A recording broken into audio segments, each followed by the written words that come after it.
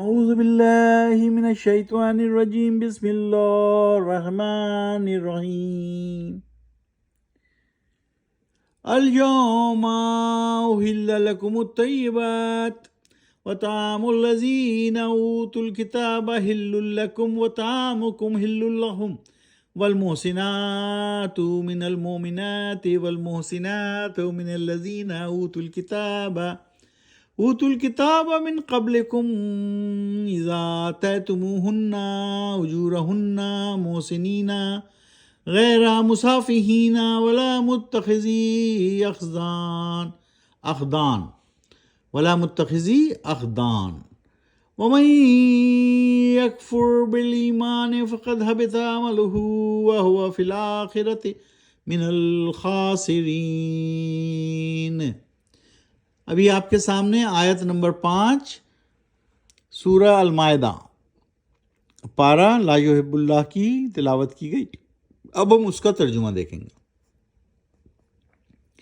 آج حلال کر دی گئی ہیں تمہارے لیے سب پاکیزہ چیزیں اور کھانا ان لوگوں کا بھی جن کو کتاب دی گئی ہے، حلال ہے تمہارے لیے ان کا کھانا، اور تمہارا کھانا حلال ہے ان کے لیے، اور حلال ہے محفوظ یعنی پاک دامن عورتیں جو مومن ہوں، اور محفوظ عورتیں یعنی پاک دامن عورتیں ان کی بھی جن کو کتاب دی گئی تم سے پہلے، بشرطے دو تم ان کو اجور یعنی صدقہ یا مہر کی رقم دینا قید نکاح میں لانے کے لیے، تاکہ محافظ بنو تم ان کے، نہ کہ آزاد شہوت رانی بدکاری کرنے والے بنو، اور نہ ہی چوری چھپے دوستی آشنائی کرنے والے بنو، اور جس نے انکار کیا ایمان کی روش پر چلنے سے تو برباد ہو گئے ان کے اعمال، اور وہی ہوں گے آخرت میں خسارہ اٹھانے والے۔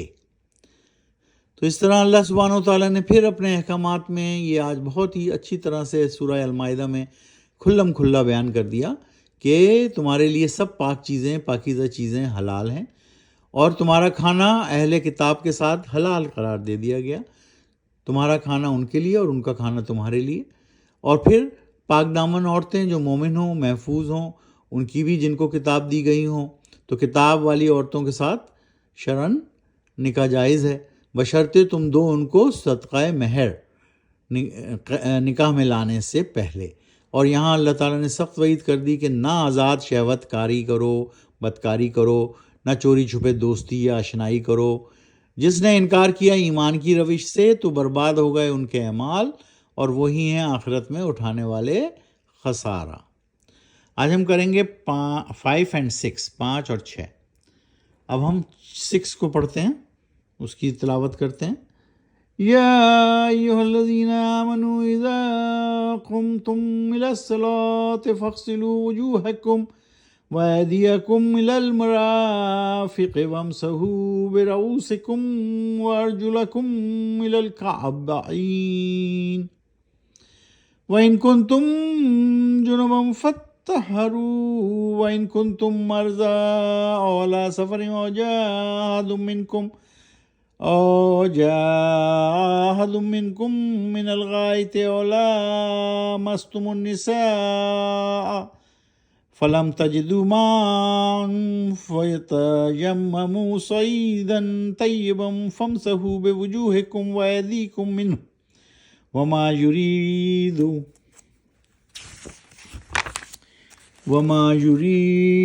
الله ليجعل عليكم من حرج ولكن يريد ليطهركم وليتم نعمته عليكم لعلكم تشكرون۔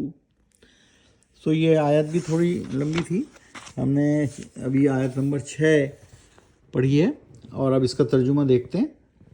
اے لوگو جو ایمان لائے ہو، اور جب کھڑے ہو تم صلاۃ میں یعنی نماز میں، تو دھو لو اپنا چہرہ اور اپنے ہاتھ کونیوں تک، اور مسح کر لو اپنے سر کا، اور دھو لو اپنے پاؤں ٹخنوں تک، اور اگر تم حالت جنابت میں ہو تو نہا دھو کر اچھی طرح سے پاک ہو جاؤ، اور اگر تم بیمار ہو یا سفر میں ہو، آیا کوئی تم میں سے رفع حاجت کر کے یا مباشرت کر کے تم نے عورتوں سے، پھر نہیں میسر ہو تم کو پانی، تو کر لو تیمم پاک مٹی سے، پھر کرو مسح پاک مٹی پر ہاتھ مار کر اپنے چہرے کا اور اپنے ہاتھوں کا اس مٹی سے. تو یہ مسح کا طریقہ بتا رہے ہیں. اگر پانی میسر نہ ہو تو ہم ہاتھ مار کر مٹی سے مسح کر کے بھی نماز پڑھ سکتے ہیں. نہیں چاہتا اللہ کہ مبتلا کرے تم کو کسی قسم کی تنگی میں زندگی کی، اور لیکن چاہتا ہے اللہ یہ کہ پاک کرے تم کو اور پوری کرے اپنی نعمت تم پر، شاید کہ تم شکر ادا کرو اللہ کا. سو اللہ سبحانہ وتعالیٰ کے رولز اینڈ ریگولیشن میں بڑی اللہ تعالیٰ نے کوئی تنگی نہیں دی ہے. تو اللہ سبحانہ وتعالیٰ خود بتا رہے ہیں کہ ہم نہیں چاہتے کہ ہم مبتلا کریں تم کو کسی قسم کی تنگی میں، رائٹ. تو اس لیے یہ یہاں رول بنا دیا کہ ویسے تو آپ نے وضو کرنا ہے، پانی میسر ہے تو آپ نے صلاۃ قائم کرنے سے پہلے اپنا منہ دھونا ہے، چہرہ دھونا ہے، ہاتھ کونیوں تک دھونا ہے، مسح کرنا ہے، پیر دھونے ہیں، سر دھونا ہے، پاؤں ٹخنوں تک دھونے. یہ ہے وہی جو وضو کا طریقہ ہے، ہم ہر نماز سے پہلے وضو کرتے ہیں. اور اگر تم ہو حالت جنابت میں تو نہا دھو کر اچھی طرح سے پاک ہو جاؤ. اور رفع حاجت کر کے اگر اٹھے تو بھی تمہیں وضو کرنا ہے. مباشرت کر کے اٹھے تو پھر بھی تمہیں وضو کرنا ہے، نہانا ہے، غسل کرنا ہے.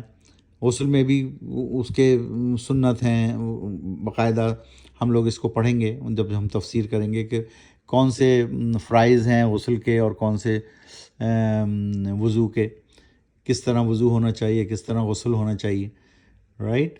تو اس طرح یہاں پر تیمم کا بھی بتا دیا کہ اگر پانی میسر نہ ہو تو کسی مٹی کے ہاتھ مار کے آپ اپنے ہاتھوں کو دھو لیں اور اس کے بعد مسح کر لیں اپنے چہرے کا اور اپنے ہاتھوں کا. اس طرح بھی آپ پاک صاف ہو جاتے ہیں.